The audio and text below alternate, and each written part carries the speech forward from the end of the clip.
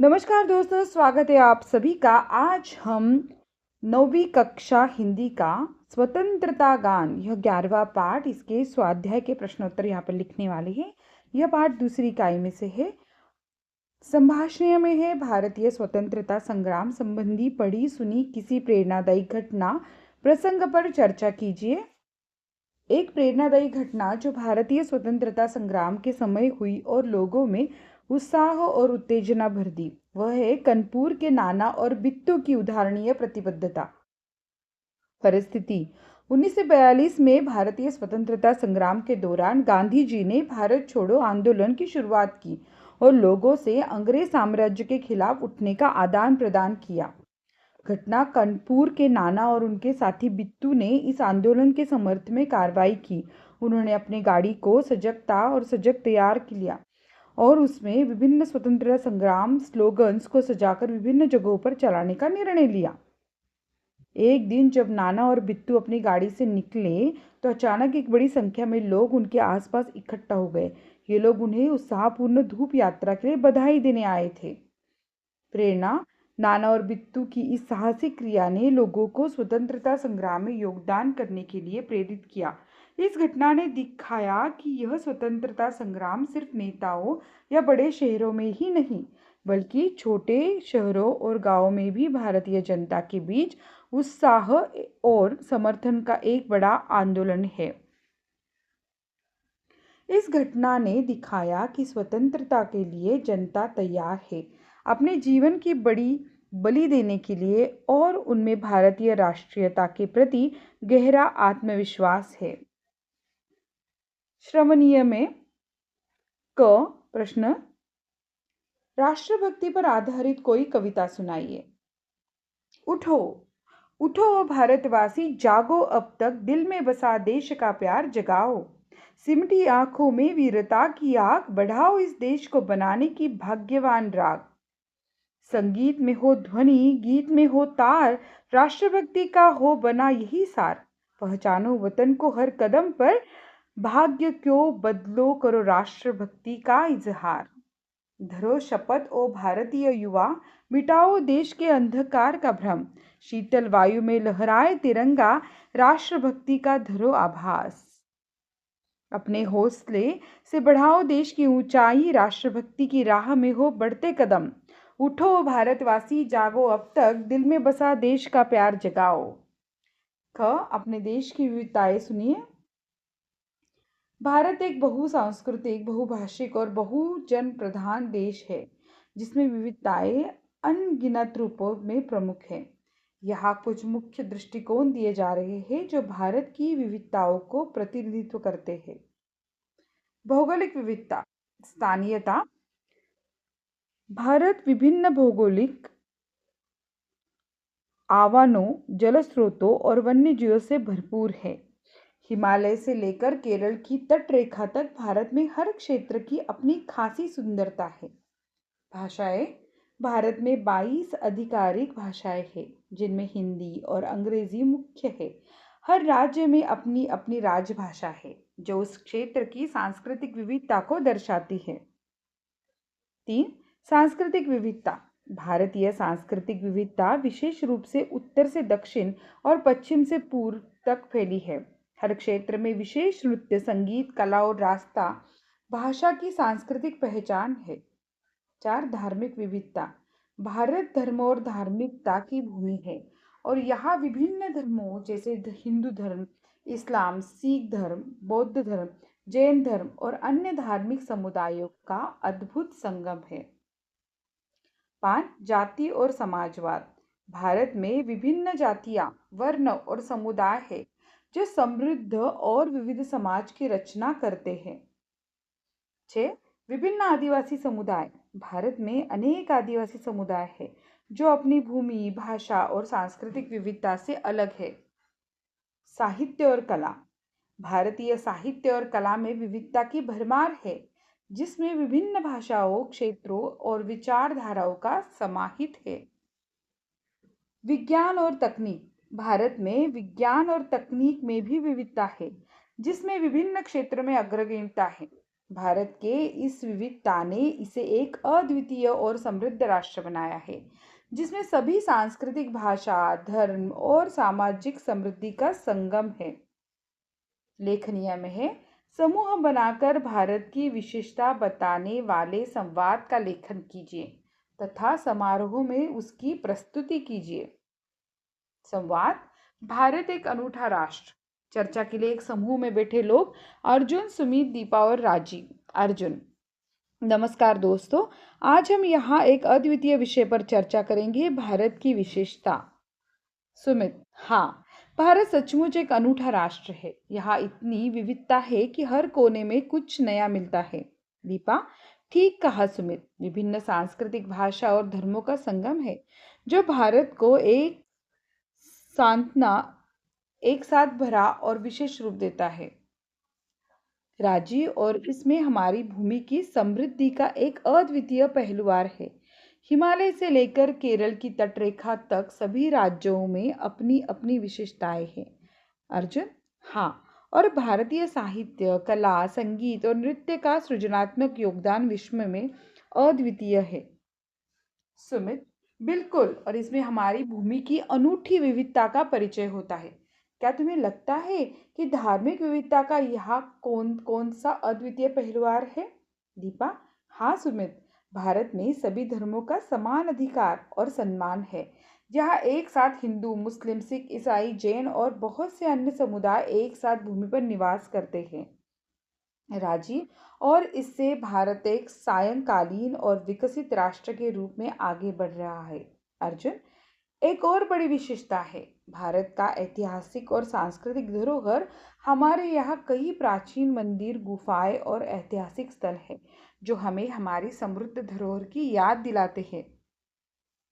दीपा: समझौता और सहयोग भी एक और महत्वपूर्ण मुद्दा है, जो हमारे यहाँ देखने को मिलता है। यहाँ लोग अपने विभिन्न धर्मों और सांस्कृतिक विचारों के बावजूद एक दूसरे के साथ आपसी समझ बनाए रखते हैं। राजीव: एक सात्विकता और समृद्धि का यह मिश्रण ही हमें यहाँ एक अद्वितीय राष्ट्र बनाता है। सभी जय हिंद। समूह भव्यता और समृद्धि के साथ समाप्त होता है। पठनीय में है, भारत के अंतरिक्ष अनुसंधान क्षेत्र संबंधी जानकारी पढ़िए और छोटी सी टिप्पणी तैयार कीजिए। भारतीय अंतरिक्ष अनुसंधान। भारत ने अंतरिक्ष क्षेत्र में अपनी पहचान बनाने में कायम सफलता प्राप्त की है और उसने विभिन्न परियोजनाओं के माध्यम से अंतरिक्ष अनुसंधान में अपनी उपस्थिति मजबूत की है। इससे इसरो, भारतीय अंतरिक्ष अनुसंधान संगठन, इसरो ने भारत को अंतरिक्ष अनुसंधान में एक अग्रणी स्थान प्रदान किया है। इसने सतीश धवन अंतरिक्ष केंद्र के माध्यम से कई सफल और महत्वपूर्ण मिशन आयोजित किए हैं। 2. मंगलयान मिशन। भारत ने 2013 में मंगलयान मिशन के माध्यम से मंगल ग्रह की कक्षा में सफलता प्राप्त की और विश्व में पहले देश ऐसे देश बन गए जो पहली कोशिश को सफलता से मंगल ग्रह पर पहुंचा।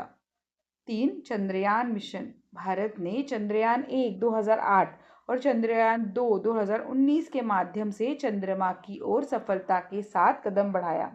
चंद्रयान 2 में विक्रम लैंडर की सफलता से भारत ने चंद्रमा पर भी अपनी पहचान बनाई। 4. नेविगेशन सैटेलाइट सिस्टम नाविक। भारत ने नेविगेशन क्षमता में बेहतरीन सेवाएं प्रदान करने के लिए नाविक सिस्टम को स्थापित किया है, जिससे भारत विश्व में स्वतंत्र रूप से सफलता प्राप्त करने वाला देशों में शामिल हुआ है। टिप्पणी: भारतीय अंतरिक्ष अनुसंधान ने विश्व को यह सिद्ध करा दिया है कि भारत अंतरिक्ष में भी अग्रणी भूमिका निभा सकता है। इसरो के माध्यम से कई सफलताएं हासिल करने के बाद भारत ने अंतरिक्ष क्षेत्र में अपनी उपस्थिति को मजबूती से दिखा रहा है और विभिन्न अंतरिक्ष मिशन के माध्यम से नई ऊंचाई को छू रहा है। कल्पना पल्लवन: विश्व स्तर पर भारत की पहचान निराली है, स्पष्ट कीजिए। विश्व स्तर पर भारत की पहचान निराली है। भारत एक खूबसूरत देश है। यहाँ अभी तक संस्कृति और परंपराएं कायम हैं। भारत में उपजाऊ मैदान, हरी घाटियाँ, देवदार, नदियाँ, पहाड़ और बहुत कुछ है। भारत विविध धर्मों, जातियों और परंपराओं वाला एक लोकतांत्रिक देश है। यहाँ की परंपरा कुछ अनोखी है। भारत में अलग अलग भाषाएं बोली जाती हैं। हर 25 किलोमीटर पर अलग अलग संस्कृति का मनोरंजन होता है। भारत देश का राष्ट्रीय ध्वज तिरंगा है। भारत में सब मिलकर रहते हैं और सब सारे त्योहार मिलकर मनाते हैं। पाठ के आंगन में एक, यह स्वतंत्र भावना का स्वतंत्र गान है। इस पंक्ति में आई कवि की भावना स्पष्ट कीजिए।